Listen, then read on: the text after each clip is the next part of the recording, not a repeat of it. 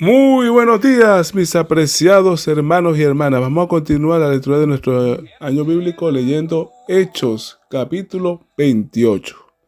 A veces pensamos que la victoria de la iglesia se ve en templos llenos, libertad política o ausencia de oposición. Pero Hechos 28 nos muestra algo distinto. La iglesia vence aun cuando parece derrotada. Avanza aunque sus líderes estén encadenados y triunfa incluso desde una prisión. El último capítulo del libro de Hechos no termina con una gran campaña evangelística, ni con un avivamiento multitudinario. Termina con un hombre preso, pero con el evangelio completamente libre. La historia comienza con un naufragio. Pablo no llega a Roma como un predicador famoso, sino como un prisionero empapado, cansado y rechazado por el mar. Malta no estaba en su agenda misionera, pero sí en la agenda de Dios. Mientras recoge leña para el fuego, el apóstol, el teólogo, el misionero, una víbora se prende de su mano. Los isleños esperan que muera. Para ellos, el veneno es sentencia. Pero Pablo sacude la serpiente al fuego y no le pasa nada.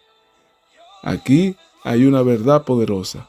La iglesia no vence porque no sufre, sino porque el sufrimiento no la destruye. Lo que debía matar a Pablo se convierte en testimonio. Lo que pareció juicio se transforma en señal. El enemigo muerde, pero no controla el final. En Malta, Pablo no predica primero con palabras, sino con acciones. Ora por el padre de Publio y Dios lo sana. Luego muchos enfermos vienen y son sanados.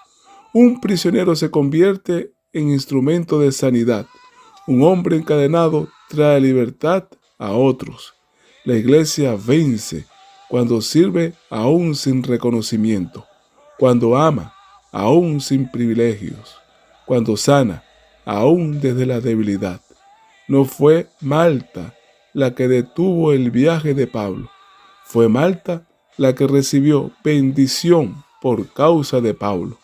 Finalmente, Pablo llega a Roma.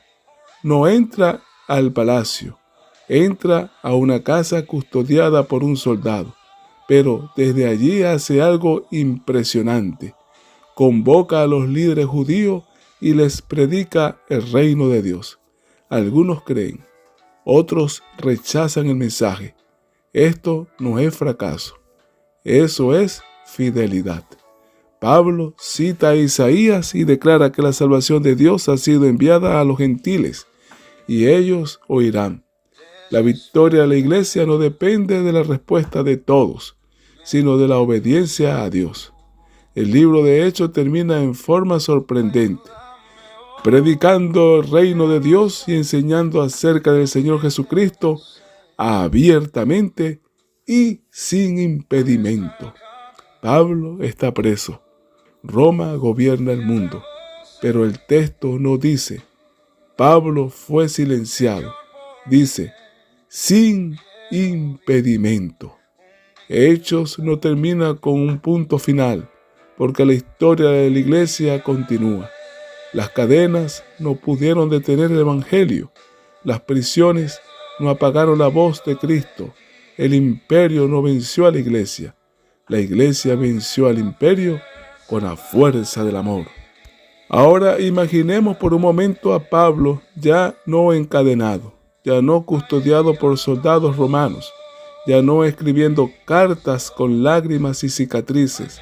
Imaginémoslo de pie, a la distancia, observando algo que jamás vio en vida. Las puertas de la Nueva Jerusalén se abren. No son de hierro como las de Roma, sino de perla. No guarda prisioneros, reciben hijos. Y Pablo comienza a reconocer rostros. Ahí entran algunos de Malta, aquellos que fueron sanados cuando él solo quería secarse junto al fuego. Ahí vienen gentiles de Roma, hombres y mujeres que escucharon el evangelio en una casa alquilada. custodiada por un soldado.